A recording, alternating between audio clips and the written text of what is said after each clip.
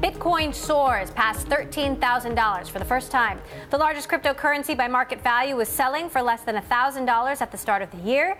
In recent days, several exchanges have come out with news on offering Bitcoin futures.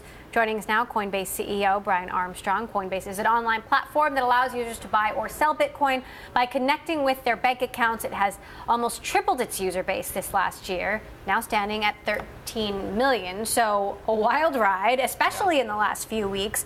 What do you see happening with this surge? Where is it going? Well, there's certainly been this big influx of new interest in digital currency. Part of that has been driven by institutional money getting really interested in the space. So we've seen most of the large derivatives exchanges out there, CME, a number of others, starting to say they're going to list Bitcoin futures. And so that's driven a lot of interest. It's a big signal that traditional financial institutions are now starting to move into digital currency. What is the CBOE, CME, NASDAQ, them trading these contracts? What does that mean for you? Does that create new challenges? Well, number one, it's just a big endorsement of the digital currency space, as this is a real asset class that more and more players are going to trade. But I think for us specifically, what it means is that we offer spot market data to a number of these providers, or we're discussing it with them. We run the largest institutional exchange in the United States called GDAX for digital currency. The other thing is that we are offering a custodian product where a lot of institutional investors need a secure way to store digital currency on behalf of their LPs and their clients. And so we launched a product recently on that for Coinbase custody. So those are the ways that it might influence our business. Are you at all worried, though, that your clients might decide to go work with traditional mainstream Wall Street companies rather than Coinbase? Well, I mean, I think it's certainly an option. Like, there's going to be more and more people involved in the digital currency space. Like, we're not going to be the only ones. And so I think that's a good thing. Like, there's just going to be a diversity of players out there. There's going to be a lot of winners. But digital currency is moving so fast that I do think a company dedicated to it with 200 people who've built up this industry knowledge over the last 5 years is going to have a sustainable competitive advantage. Now, we have to talk about customer service. You've been experiencing a glitch, as you have with prior surges. Why does this happen? Yeah, well, I mean, in a word, it's hypergrowth, right? We've hired from about 40 customer support agents to about 220 or so this year. And I think by the end of next year, we'll have another 400 or so. And so we're in addition to the 200 that you already have? Yeah. So, and we also launched phone support this year. So we are going through this period of growth that is almost never seen in business. It's really difficult, to be honest, to keep up with this amount of demand, and we're not servicing our customers to the level that they deserve at the moment. So that's really frustrating to see, but it's my job from the top to ensure that we're going to get there. But can you explain a little bit more about why it happens? Like, is it a glitch? Yeah. Is it a crash? What's actually happening technically? Oh, no, I mean, it's just a huge influx of new customers. Our volumes, whether you look at it as trading volume, new signups, everything, it's gone about 8x since June of this year, which is just unheard of. So it's really difficult to plan for that kind of capacity. So it's literally that you don't have enough humans behind the scenes to receive all of these complaints? Correct. So, in addition to hiring new people, is there anything else that you can do? I mean, certainly we can always improve the product, right? I mean, improving the product is a way to reduce the number of customer support tickets that are coming inbound. So, the team is working really hard on that. The kind of key metrics we look at are around, uptime, NPS score, average time to customer response. Those are the core metrics we're looking at to ensure that we're meeting our customer demands at this time. Do you have any concerns that this will decrease trust among your customers? Is that you'll lose new customers as a result of this? Honestly, I do have that fear, yeah. I think that it's really difficult to go through a period of this rapid growth and maintain the same level of service. And we've been watching those metrics, and they're not where we want them to be. So, growth is a really high quality problem to have, but it doesn't mean it's not a big problem. And I think especially in financial services, we're held to a much higher bar than, say, like the Twitter fail whale or something like that. We're storing people's money, and I think people are right to call us to a higher standard. The IRS has been asking for more information about your holdings and your profits.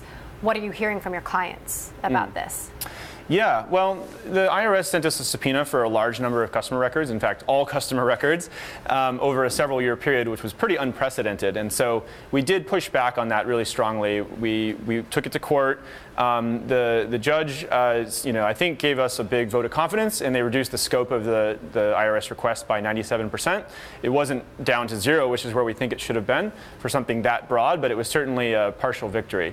Now, I think if you look long term, look, we want to help people pay all their taxes on digital currency gains. What I think this should look like is something kind of like Fidelity or Charles Schwab, where everybody gets 1099 statements. The IRS gets a copy, our customers get a copy. It should be that simple. We're working with the IRS now, thankfully, to make sure that we come up with some kind of a solution where everyone's going to pay their taxes. But this is one of those new areas. Technology keeps finding a new box that doesn't fit into the existing framework quite perfectly, and we need to work with everybody out there to make sure we get there. Given the uncertainty currently, as you work this out, are you giving any advice to your clients about how to report their gains to the IRS? So, obviously we try to stay away from any sort of tax advice since that's not what we do. But we do provide a report to our customers, a cost basis report that they can export and send to their accountant. So that's the solution we have in the interim until there's something like 1099s or 1099s themselves. Let's talk about what's happening with some of these other cryptocurrencies, Ethereum and Litecoin. You can trade on Coinbase. What do you see happening with Ethereum versus Bitcoin in the future? Well, they've sort of evolved down different paths. Bitcoin used to be 95% of all the market cap of digital currency, and it's come down quite a bit. I think something maybe to 50 or 60%. And so Bitcoin is ending up, in my mind, being a little bit more like digital gold, if you will. It's kind of the oldest digital currency. It's the one that people flee to in times of uncertainty. But it hasn't scaled to become, for example, a payment network with the sort of transaction throughput that people might want. So Ethereum has kind of grown to do that, and Ethereum is now doing more transactions per day than Bitcoin. Ethereum also has this really innovative new concept of smart contracts, and so it's much more programmable than Bitcoin. Bitcoin you could think of as a simple 4-function calculator. You can send A to B or subtract B to A. Ethereum is almost like a programming language where you could write any software and run it on this globally decentralized computer. So that's kind of a mind-bending concept, but let's just say that Ethereum is higher throughput per second as a transaction network, and it's much more programmable. You have launched a new app called Toshi, which seems sort of like an app store for Ethereum. Explain what you're trying to do here. Yeah. Well, the analogy I like to use is of the internet. So when the internet started, you had TCP/IP and Usenet, and it was really difficult to use. And then a browser came out on top of the internet with Netscape, and it made it easy for anybody to build an app and also access the internet. So we're doing the same thing with Toshi. Toshi is, you could think of it as a browser for the Ethereum network. And we're trying to make it really easy for any developer to build an app and any consumer to actually use applications on the Ethereum network. And honestly, we're a little bit inspired by things like WeChat and in China, and Paytm in India, even M-Pesa in Kenya. Like, mobile money is a really big deal, especially outside the United States. And I think that people in emerging markets could actually use digital currency to start to get access to financial services through something like Toshi. So when it comes to the price, how do you see Bitcoin versus Ethereum playing out? I mean, do you see the Bitcoin spike continuing? Do you see Ethereum surpassing Bitcoin, as some have suggested it will? Yeah. Well, of course, I never want to be giving any investment advice, but I mean, just in broad strokes, the way I think of it is that Bitcoin does have a certain amount of guaranteed scarcity built in. There's only ever going to be 21 million coins. And of course, if something's more scarce, the price can be driven up. Ethereum has taken a different approach, which is that there may be a moderate inflation curve, almost like the US dollar. They might target 2 to 3% inflation a year. They're actually still deciding exactly what it's going to be. So Ethereum's not trying to be gold, which is what Bitcoin is. It's trying to be something more like a payment network or something more programmable. So that all factors into what the price will be. I guess one other really broad thing you could look at is just where are the users going, and where are the developers building the new apps. I personally see more developers building apps on top of Ethereum today. So that's one other factor which could point to what it might be in the future. We talk about this a lot on Bloomberg, whether, is Bitcoin a fraud? Is it not? Are we in a bubble? Are we not? If it's not a fraud, is it a bubble? What do you think? Well, I mean, I certainly don't think it's a fraud. I mean, is it a bubble? Maybe. I mean, digital currency has gone through a number of these periods where there's a big run up and then it'll correct back, but you're at a new plateau each time it goes up and it kind of comes back a little bit. So I think we're going through the most recent run up period. It's probably the fourth one we've been through as a company. And I would expect it to correct back at some point, but continue over time in an upward channel. There's an update to the Bitcoin network called SegWit, which would speed up transactions. You guys haven't implemented that yet. Do you plan to, and when? Yeah, it is one of the things we're looking at adding. It's probably not in the top 5 next things that our customers are requesting. What are the top 5 next things?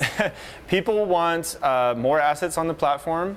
They want a better experience, meaning like identity verification, higher limits, the sign-up onboarding experience. And then they're asking for these new products. Like our institutional customers are asking for a custodian product. People are looking at a way to just trade more assets, have a better experience, and store it securely.